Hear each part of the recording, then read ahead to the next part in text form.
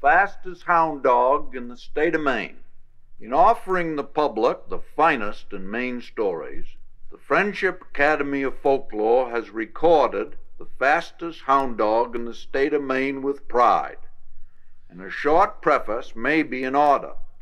I am Newt Hinckley, Provost of the Academy, and here is our Dean, Dr. John Gould, who first set this jewel down in 1953. The original book went through some 15 printings. John?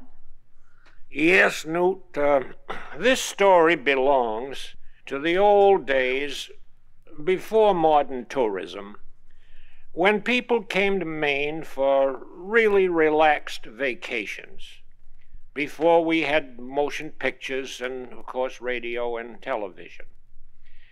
And they got their entertainment while they were in the woods or along the seacoast from the guides and camp owners and, as the phrase is current, characters, who spun tall tales by the fireplace in the kerosene lamplight.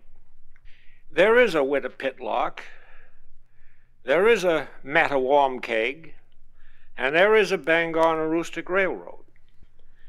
John, where is Whittapitlock? Well, Newt, the geography in this story will bother the purists somewhat. Whittapitlock and Mattawamkeag are not that far apart on the railroad, and the long downgrade by Mars Hill, featured in the dramatic suspense of the narrative, is by no means between them. I think that the original teller of this story, who is lost in the fog of long ago, may use those names because they sounded right. Yeah. If he had come down from Presque Isle to Holton, then Mars Hill would have been on the line.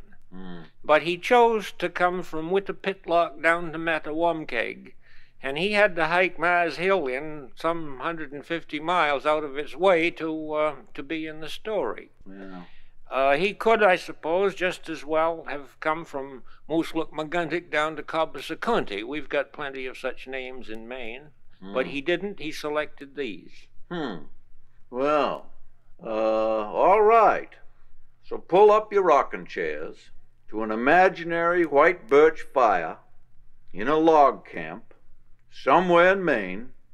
Would you say, John, maybe 50 years ago? At least 50 years ago. At least 50 years ago. And chew on your spruce gum. Yes. Or eat an apple. And let's hear about the fastest hound dog in the state of Maine. A good many times, people have asked me how I came to own the fastest hound dog in the state of Maine, and why he was known to be the fastest. And I want to tell it just the way it happened, so you'll all know the facts.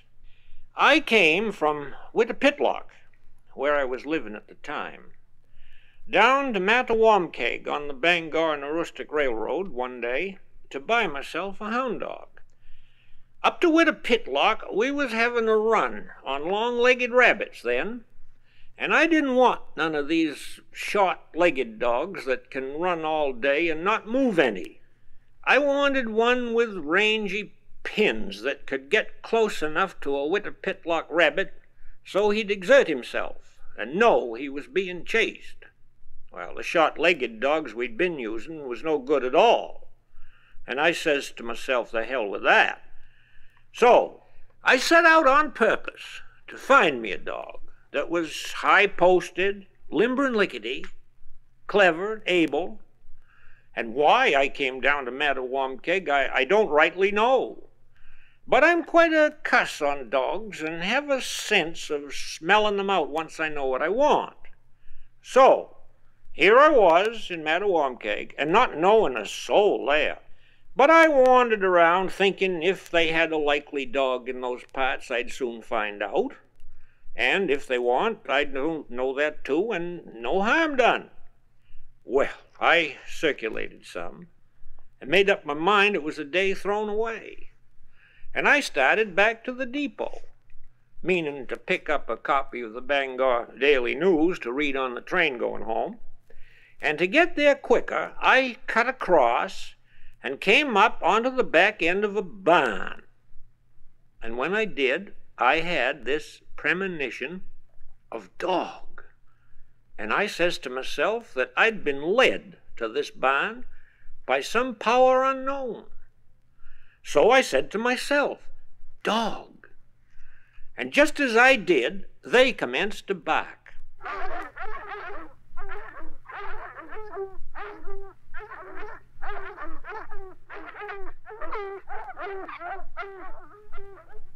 And I'd say offhand, without exaggeration, that the barn had 50 dogs in it, at least 50. And just then a little door opened and a fella stuck his head out and wanted to know what I was up to. I said I was just cutting across to the Bangor Aroostook depot, and moved up closer while I was saying it. And when I got close enough to holler above the dogs, I said, "What you got in there?" In where? In that barn. In what barn? I could see we weren't getting any place that way, and where I didn't have much time for the train, I says, "Sounds like dogs." Might be. I'm looking for a dog if I find the one I want. Mine aren't for sale. So I says, all right, but where I had a few minutes to train time, did he mind if I looked at them? And he said he didn't see no harm in that. So we went in. Well, sir, I never see such a bevy of dogs. He had every kind of dog that the mind of God had ever devised, and some nobody had thought up yet, and on top of that, he'd crossed them up somewhat. But they were all fat and nice and all glad to see me. I patted some of 'em and made of 'em, and kept looking for one that might match up with a Whittapitlock rabbit. But I didn't see any that took my fancy, and I got to thinking I'd better be getting on down to the depot. But something made me dilly-dally. No doubt it was Providence. And all at once, over in the far corner, I heard a new bark. Some dog that hadn't been saying anything was starting in. And for some reason, I liked the sound of it. So I says, "What's that?" What's what? "That barking." Dog, I guess. So I went over, and he had a piece of chicken wire strung kitty-cornered, and where it was back from the window I couldn't rightly see. But I run my hand in, and I got the friendliest lapping I ever had from a dog, and I knew right off that I'd come on to the very dog I was after, and no doubt about it. I could tell. From the way he lapped, I knew he had a kind heart and a knowing eye, and his bark was the bark of a hound. And where I held my hand, he come up about belt high or so. I made up my mind to have him first and look him over afterward. I was that sure. So I took my hand out and says, "That might be the very dog I want." He ain't for sale. "I take it he's a hound?" Sort of, but he ain't for sale. "Probably ain't much of a dog then." Oh, yes. He's a good dog. But I'm sentimental over him, and I don't plan to let him go. So, looking at my watch, time's running on, and I got a train to catch, so I got to be getting along. Now, if this dog was for sale, which you say he ain't, and if you was to take a liking to me, knowing I could give him a good home, what price would you put on him? He ain't for sale. "I know that," I says, "and I'm not interested in him. But if I was to be interested in him, and you was to offer him for sale, what kind of value would you set on him?" I dunno. I ain't thought of selling them. I ain't put my mind to it. That's true, and I do appreciate your feelings. But what I'm talking is purely supposing if. And I give you my word, I ain't got the slightest hankering for that dog at all. And if you was to offer him to me as an outright present, I doubt if you could make me take him. So what I mean is by way of passing the time until the train comes. And I'd like to have your opinion as to what a dog like that is worth, so I'd know what to offer if I ever run up against one like him that takes my eye. Well, putting it that way, I got to tell you he's really a valuable dog. That's an opinion, and I respect your right to hold it. But I was hoping you'd express it in terms of money, and I slapped my wallet, so I'd know just how valuable you think he is. Well, he's worth a good deal. How much is a good deal? Well, he ain't for sale, as I told you. And I don't want to make no remarks that would mislead you. But if he was for sale, which he ain't, and I was to put a price on him, which I refuse to do, I'd say he was no good to me at all. Unless he'd fetch, well, let's say about, I'd say about $1.25. Well, I do admire your honesty, and I do thank you for your opinion.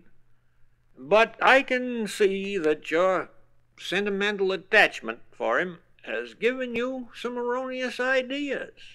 Now, if he was for sale, which I understand he ain't, and if I was to be interested in buying him, which I ain't, I don't believe I could possibly bring myself to make an offer for him of anything above 75 cents. Sold! Well, I hauled out my wallet and paid him, and he got me a string, and I tied it onto my new dog, and we started out for the depot on the dead run, because I could hear the train putting on the air already. As we run along, I watched the dog, and he was certainly as likely looking as anything I ever clapped an eye to. And I say that as one who has seen dogs more or less all my life. He had a beagle's face, and I judged his nose was good. And his back was limber as a willow withe, and the way he picked up his feet and put them down was sweet as a heavenly chorus singing angels' tunes. He had a swing to him, and I chuckled at what we had in store for the rabbits up home at Winter Pitlock. They'd got fat loping along in front of our old dogs, and I planned to whittle them down and astonish them a great deal. I was admiring my dog so much I almost forgot to pick up a copy of the Bangor Daily News. But I got one, and then I found me a seat and sat down and tied the dog to the footrest. He sat up, and I patted him some, and I was proud of him. He had a dewy eye and a real buckshot nose, and every fiber of his carcass was laid just the right way. His ears hung good, without too much flop, and every point was 100% with some to spare. I had just said to myself, I do believe that's the fastest hound dog in the state of Maine, without the shadow of a doubt, when I looked up, and the conductor was standing by my seat with a ticket punch in his hand, and he says, "What's that?" "What's what?" "That dog. I presume it is a dog, is it not?" "It is. And furthermore, he's the fastest hound dog in the state of Maine." "He is?" "Yes, he is." "How do you know?" "By the looks of him. Did you ever see a dog like him?" "No, I never did." "See how high-strung and limber he is.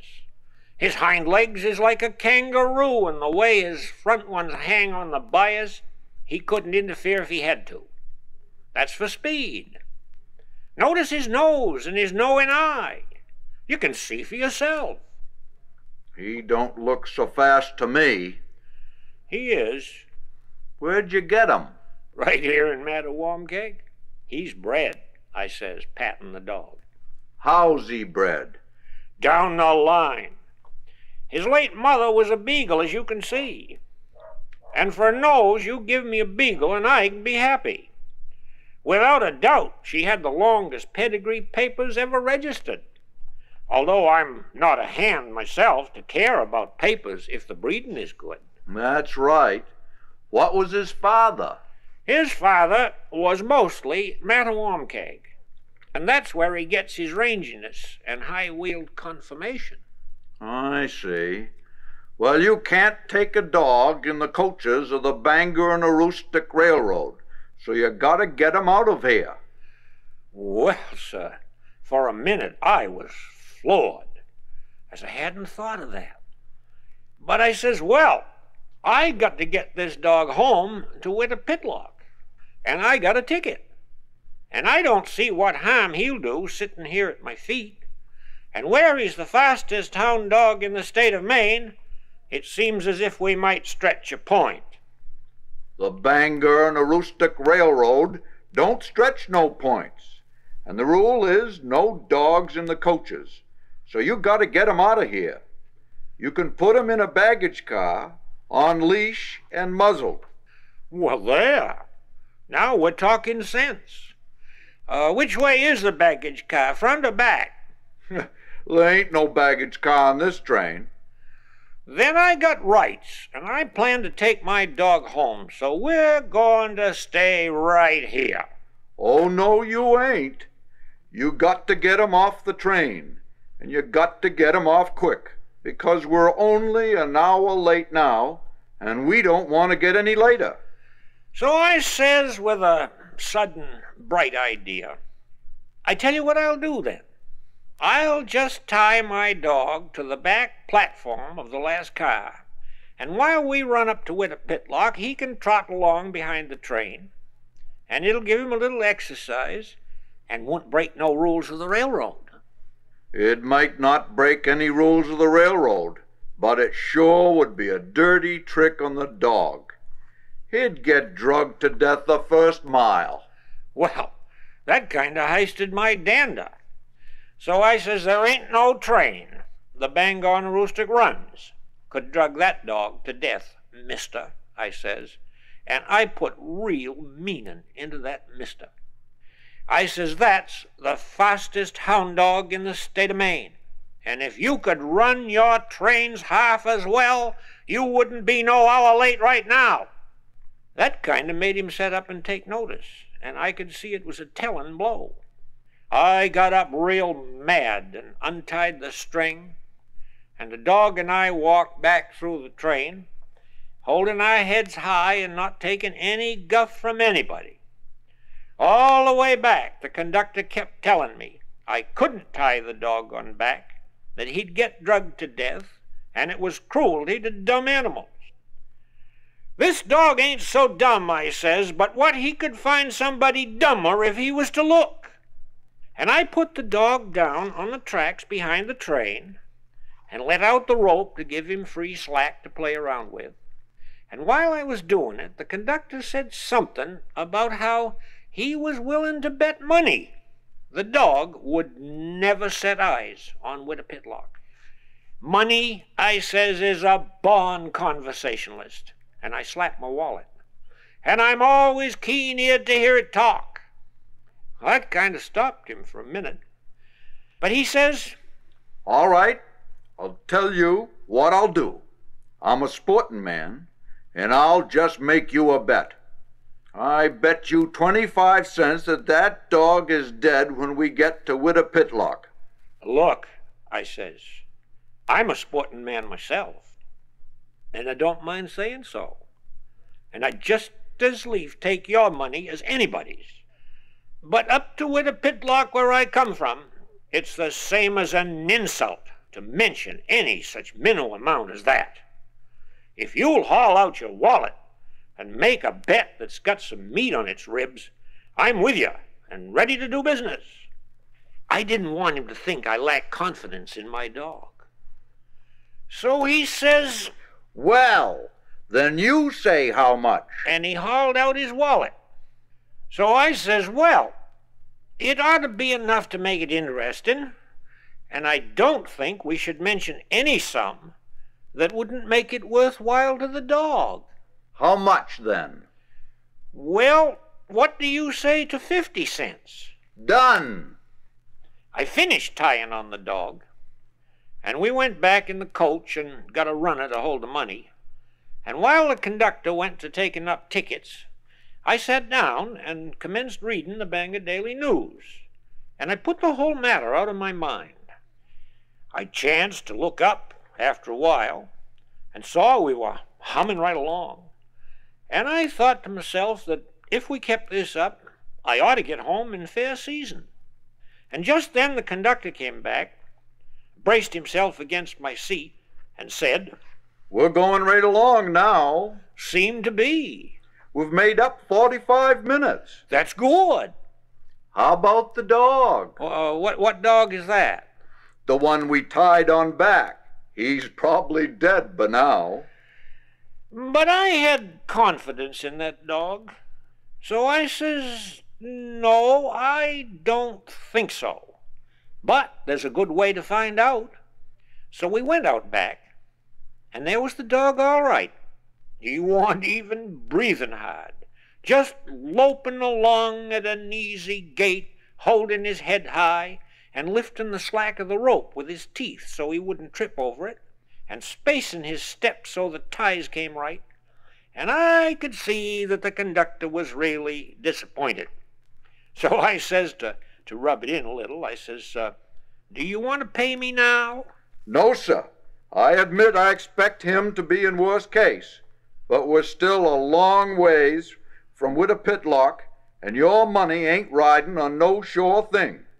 We still got that long downgrade by Mars Hill, and when we hit that, you'll see."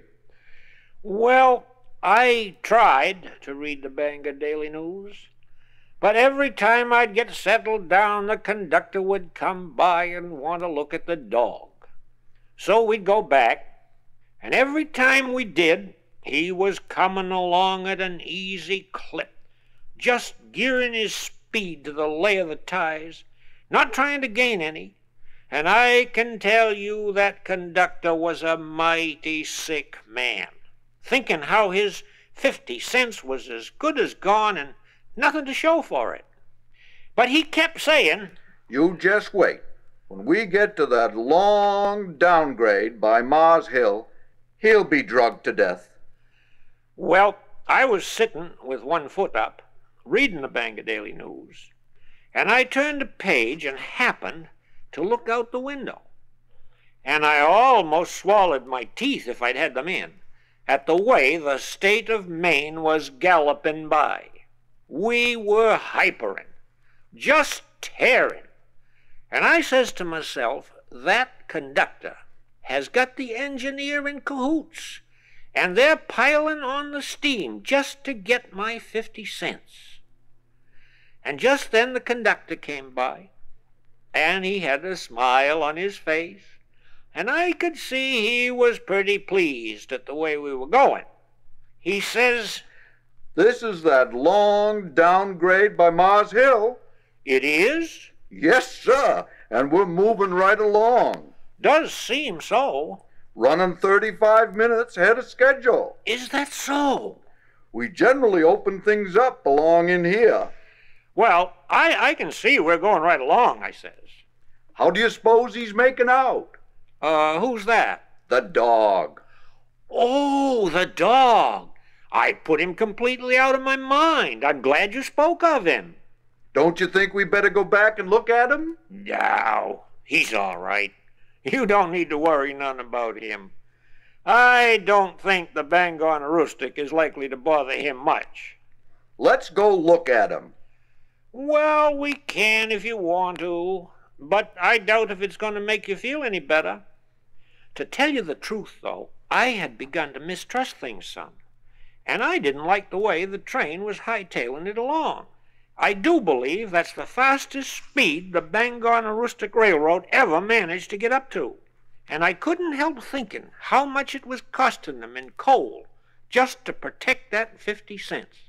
And I got to feeling sorry for the firemen, put to all that trouble just to embarrass me about my new dog. But I wasn't going to let that conductor see I was fretting. So I makes believe I was finishing a sentence in the paper, and I lays it down and yawns and gets up. But when we got out on the back platform, you could have heard my heart go plunk down into my stomach, because they want no dog there. Pay me, shouts the conductor, and he laughs and carries on just as if 50 cents was the biggest thing in the world and he couldn't wait to get home with it. Now, wait a minute, I says, aspiring for time. I says, you got too small an opinion of my dog. I told you this dog was fast, and you was too smart aleck to listen to me. Now, the truth is that this dog has just got tired poking along behind, and I think he's too fast for the Bangor Aroostook. In my opinion, I says, he's just trotted up alongside the train to rest a little out of the dust, and I think if we look up along the side of the train, we'll find him. You might just as well pay. That dog got drugged to death miles back, and you might as well pay. But I went over to the side of the platform, and the conductor with me, and we were going so fast I almost got my head snapped off when I stuck it out. But by holding our hands against the dust, we could see, and there wasn't no dog there neither, and I was feeling pretty bad about it. Pay me, shouts the conductor, rubbing his hands. No, sir, I says. You forget, mister, that there's two sides to every train, and I got confidence in my dog, and I just took the wrong side of the train first. I'll admit you and the engineer cahooted up on me, but that dog has got speed too, and the Bangor Aroostook don't know that dog as well as I do. Now, we'll just look up the other side of the train, and I think you'll find the dog is there all right. So we went over. We held our hands against the wind and looked. And if you ever see a sick conductor, that fellow was your man. Because there was my dog, the fastest hound dog in the state of Maine, up alongside the train, running along, easy-like, on 3 legs, and wetting down a hot box.